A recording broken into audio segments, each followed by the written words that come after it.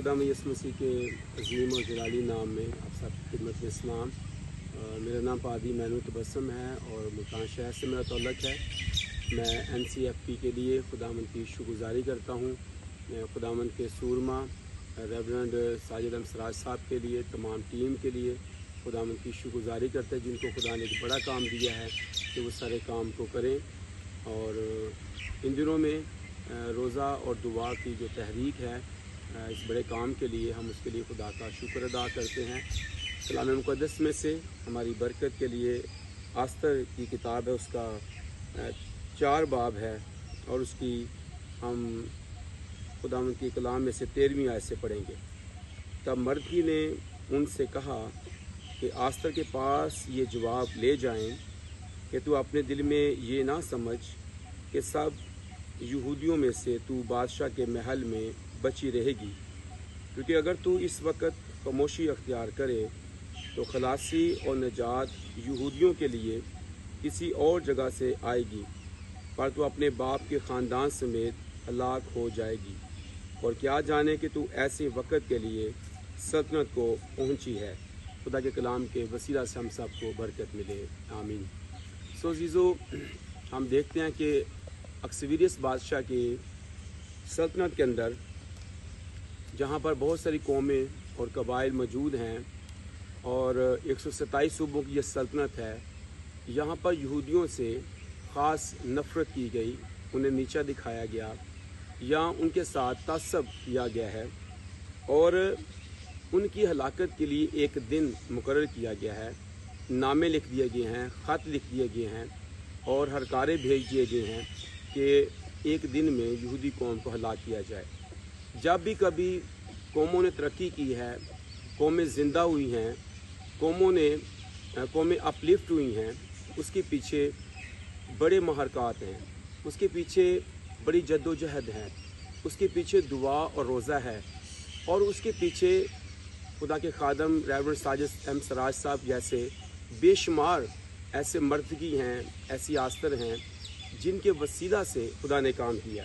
हम देखते हैं 4 बाब के शुरू में ही जब ये लेटर साइन हो गया तो लिखा है कि जब मर्दगी ने वो सब जो किया गया था उसे मालूम हुआ, मर्दगी ने अपने कपड़े फाड़े और टाट पहने और सर पर राख डालकर शहर के बीच में चला गया और बुलंद आवाज़ और पुरदर्द आवाज़ से चलाने लगा।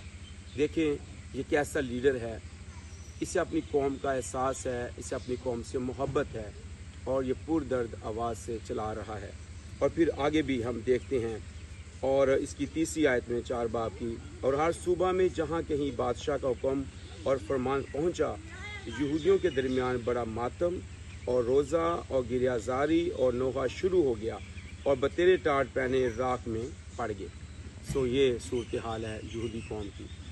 मसीही कौम को अपलिफ्ट करने के लिए सेंट लूक हॉस्पिटल एक ज़बरदस्त विजन है और NCFP के लिए हम खुदा की शुक्रगुज़ारी करते हैं कि दुआ और रोज़ा के ज़रिए से इस काम को किया जा रहा है, जिसमें आस्तर का एक अहम किरदार हमें नज़र आता है यहाँ पर इस कौम के लिए कि आस्तर जो है वो इस बात को अंडरस्टैंड करती है।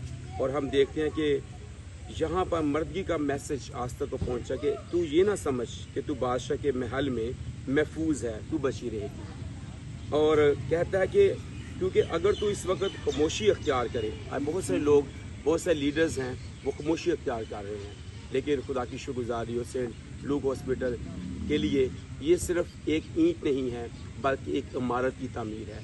और जो दुआ और रोज़ा में ये तहरीक शुरू की गई है, ये इस तहरीक की तरह है जिसमें ये कहा गया क्योंकि अगर तू इस वक्त खामोशी अख्तियार करे तो खलासी और नजात यहूदियों के लिए किसी और जगह से आएगी, पर तू अपने बाप के ख़ानदान समेत हलाक हो जाएगी। अगर हम फर्दन रहेंगे, अकेली सोच रखेंगे, यूनिटी अख्तियार नहीं करेंगे, हम मुत्तहिद नहीं होंगे, हम ख्याल नहीं बनेंगे, तो हो सकता है कौम जो है वो तरक्की ना करे, कौम अपलिफ्ट ना हो, कौम जो है वो हाईलाइट ना हो।